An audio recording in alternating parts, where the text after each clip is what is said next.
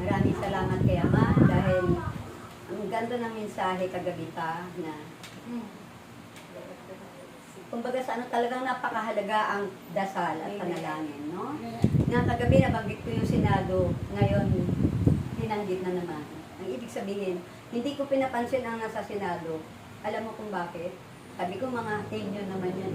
Mga marunong yun pala sa ating mensahe. Sa ating mensahe na hindi ito, kumbaga, hindi ipinakita ni Ama doon sa mga hinyo, sa mga marunong, kundi dito sa katulad natin na mayroong kababaan doon. Kaya nga, napakahalaga na gayahin natin si Kristo. Amen? Na ito na siguro yung panahon na para ipagdasal natin ang Senado. Diba? Kagabi na nabanggit ko yun sa aking panalangin doon sa Senado. Kaya ngayon, magdadasal muna ako bago ako mag-ibanghelyo. Kahit na may silang pagsunod. Amen? Ang pagsunod, kay Kristo tayo sumunod. Amen? Sa ngalan ng Ama, ng Anak, ng Espiritu Santo, kahit na nakaupo na lang kayo. Amang banal, Diyos na dakila, Amang Yahweh, Ama, pinupuri ka namin at pinapasalamatan sa hapong ito. Sinasamba kita, Ama, dahil ikaw ang aming Diyos na pinaglilingkuran. Niluluwalhati ka namin, Ama. Tunay nga po, O Diyos, na napakabuti mo sa amin. Kahit kami punong-puno ng pagkakasala at pagkakamali, patuloy mo pa rin kami tinatawag, Ama, sa katulad na gawain mo. Ama, ang lahat ng papuri ko, Ama, ay binabalik ko sa iyo. Subalit, Ama, sa kabila ng lahat, inuulit ko, Ama, ako'y humingi ng kapatawaran. Minsan, Lord, ay nagkakamali talaga ako, nagkakasala pa rin. At nandun pa rin ang paghatol ko sa aking kapwa. Kaya alisin mo ito, Ama, sa aking puso. Dahil hindi ito kalugod-lugod para sa iyo. Ama, muli, maraming salamat po sa mga nakaraang bagyo sa aming pagdasal at panalangin. Inilihis mo talaga. At ganun din naman, tinataas ko pa rin sa iyo ang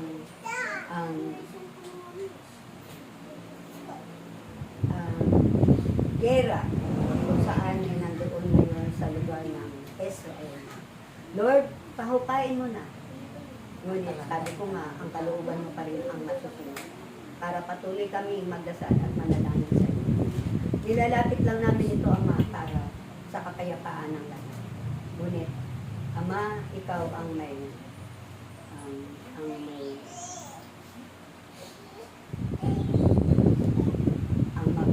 magsasabi sa amin kung kailan titigil ang gera. Kalooban mo talaga, Ama, hindi ang kalooban. Ang ibig ko lang, Ama, sa hapong ito, gumawa ka ng himala sa bawat isa sa amin. Lalong-lalo na ang Senado, Ama, na ito'y punong-puno ng kaalaman at karunungan ng mga tao. Ngunit pinakikita mo lamang, Ama, na ang karunungan ng mga taong ito ay kamangmangan para sa iyo. Kaya, Ama, niluluhog ko sila sa iyo, Ama. Gumawa ka ng himala, Ama, na hipuin mo ang bawat puso ng mga taong ito. Na sila ang namumuno, Ama, sa bansang ito. Nawa, sa pamagitan ng aming mga dasal at panalangin, Ama, ay gumawa ka at kumilos ka sa bawat isa sa kanila. Tunay nga po, Ama, na ako'y nananalig sa iyo at sumasampalataya sa iyo, Ama, na wala kaming hinihingi na hindi mo itinagkakaloob. Kaya, Ama, sa hapong ito, maraming salamat po sa mga mensahe mo sa amin na ginamit mo ang aking kapatid na si Angel. Lord, tulungan mo ang batang ito. Nawa ay pagpatuloy niya ang kanyang mga gampanin kung paano mo sa amin ibinigay. Sinasabi na rin. Siya rin ang ginagamit mo.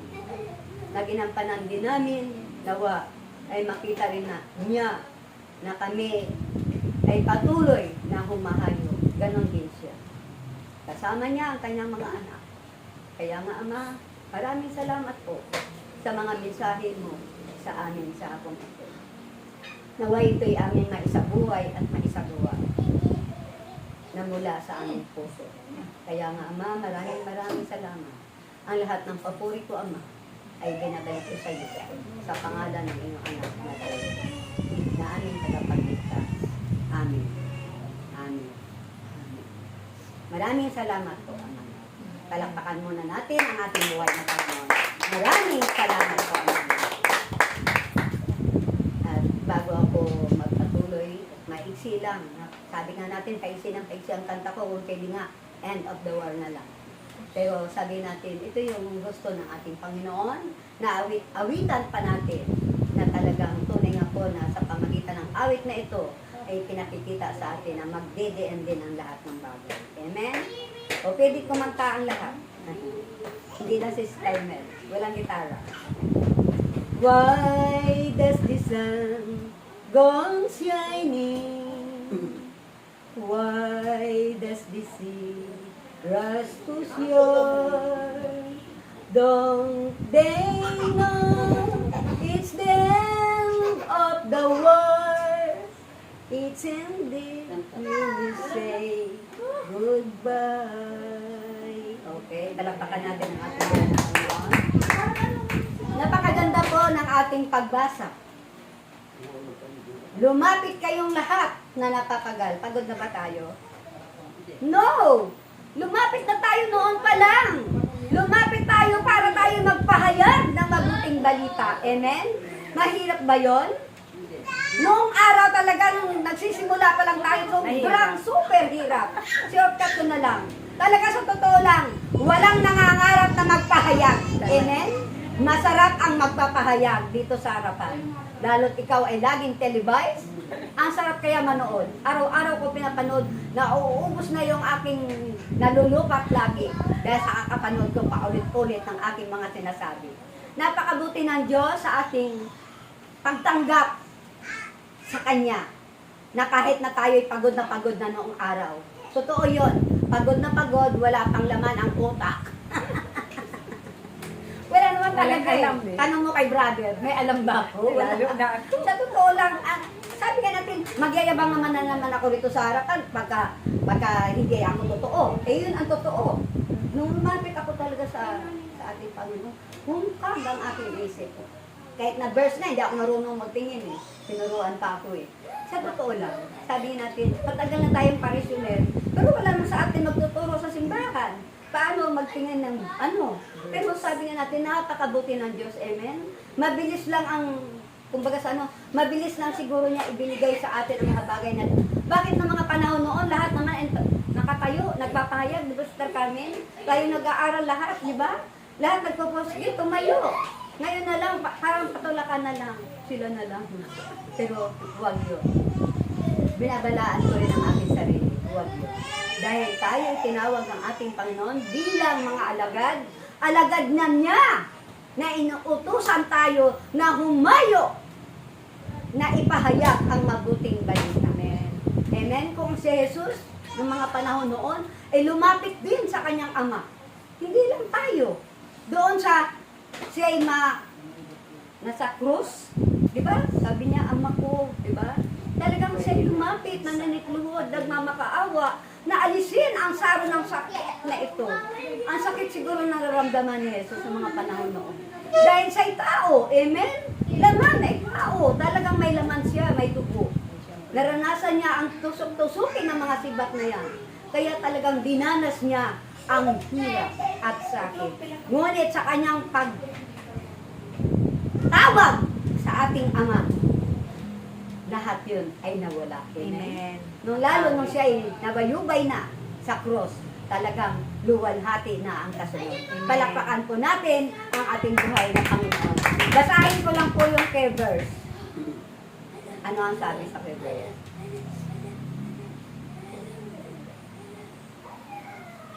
Yun nga yung mga pantas. Nang oras ding iyon, si Jesus ay napuspos ng galak ng Espiritu Santo. At kanyang sinabi, pinasasalamatan kita, Ama, Panginoon ng langit at lupa, sapagkat nililihim mo ang mga bagay na ito sa marurunong at pantas. At inihayag mo sa mga taong ang kaluubay tulad ng sa bata. Oo, Ama, sapagkat gayon ang ikinalulugod mo. Kaya nga, kailangan manatili tayong bata. Amen?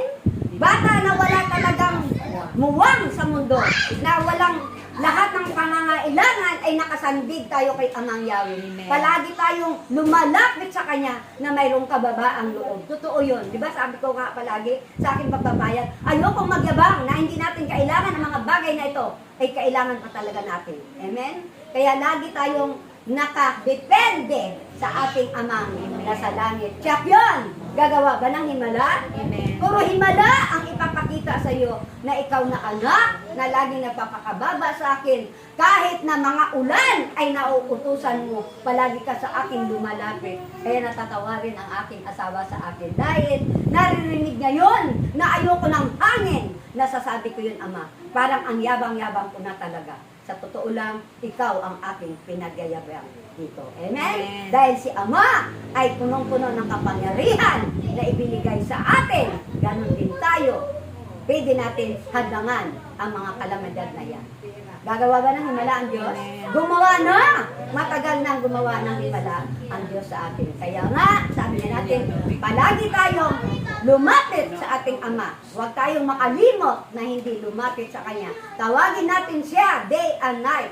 Nasabi nga natin, katulad ng ating punong lingkod, nakatulog siya, lumiwanag muli ang kanyang mata. Kaya pala gagawin ko, brother. Hindi na ako magpupuyat hanggang alas 12 sa cellphone. Matutulog na ako. Siya, kinabukasan, mawawala ang kulaba ng mata ko. Hallelujah, hallelujah, hallelujah. Dalawa lang tayo. Hallelujah, hallelujah, Kaya hallelujah. tatandaan Hallelujah, hallelujah, ang mga hallelujah. nakasaad sa banal na aklat. Hallelujah, Sa hallelujah, puso at hallelujah. sa pamuhay. Hallelujah, Ng bawat hallelujah, isa.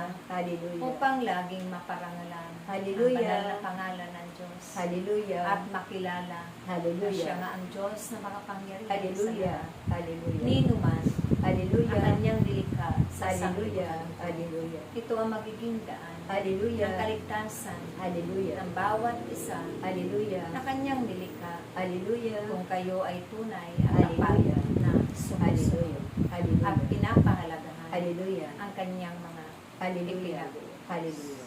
Tapat na sumusunod. Kailangan daw maging tapat. Tapat sa puso. Hindi tapat sa nguso. Totoo yun. Amen? Totoo yun. Talagang ang kapangyarihan ng Diyos, ang Espiritu ng Diyos ay iisa. Kung ano ang mensahe sa akin ngayon, na kung paano ko ang aking mga apo hinuhubo, sa totoo lang, mahirap sumunod, papasunurin mo ang mga batang ito. Pero sabi ko nga, puro diplomasya. Amen? Puro diplomasya, pag-ibig lang. Sabi nga natin, hanggang ngayon ay naglilingkod pa rin ako sa aking mga apo, lalo't mga lalaki sila. Nauutusan pa ako? Malakas pa talaga ako, ma? Ang ibig sabihin, nagyayabang na naman ako sa sarili ko. Sabi ko, ako pa nakikita na uutusan. Di ba? Ang ibig sabihin, sunod mo, utos mo, sunod mo. Kaya nga talagang mag-iipon muna tayo ng sister, mag-iipon tayo. Mag-iipon ng ano, mabuti. Kabutihan sa ating Panginoon. At syempre, sabi natin, dahil tayo muna, kung ano ang mensahe sa bawat isa sa ating tanan na individual. Alam at hula talaga ni Amang Yahweh yung mga nangyayari sa buhay natin. Kaya hindi tayo, wala tayong maitatago, amen, na lihim sa ating puso. Kaya nga kailangan maging bukas na lang tayo, check yun, alam ko. Sa ating paglapit kay Amang Yahweh ay hindi tayo, anong tawag doon? Hindi tayo nagkamali sa ating pinuntahan na paglapit sa community ito. Dahil nandito si Ama na naghihintay sa atin. Kaya nga, alam ko sa hapong ito na tayong lahat na nagsilapit sa ating Panginoon na dati baluktot na sa kahirapan. Hindi lamang sa mga kung anong bagay, talagang puro talaga paghihirap. Isip sa puso, talagang yun ay talagang nangyari sa atin. Ngunit nandito na tayo, mayroon na tayong tungkulin na gagawin. Tama lang ang ating paglapit sa panahon natin ito, tiyak na gagawa ng himala ang Diyos sa buhay natin. At matagal nang gumawa ng himala ang Diyos sa atin. Kaya nga, sa habang ito, hindi ako makalabas, brother. Ayaw ko palabasin. Ay, ganyan talaga si Lord, mahiwaga. Minsan talaga wala ka ng mga ano, ngayon talaga parang ayaw pa rin niya akong bitawan, pero mayroon pang isa. Ama, sorry talaga. Ikakat ko na sabi namin, sabi mo, na tama lang ang aming paglapit sa iyo sa mga oras na ito. Ginamit mo sa angel muli sa amin. Nawa ang batang yan ay talaga samahan ng kapangyarihan ng Diyos na yung saan ang kanyang kahinaan, doon natin tutulungan. Amen? Lahat naman tayo may kahinaan. Amen? Pero pag ginamit siya ng ating Panginoon dito sa gitna, nakita mo naman ang mga mensahe na dumating sa atin. Talagang bullseye si Sister Mel. May tungkulin ako saan?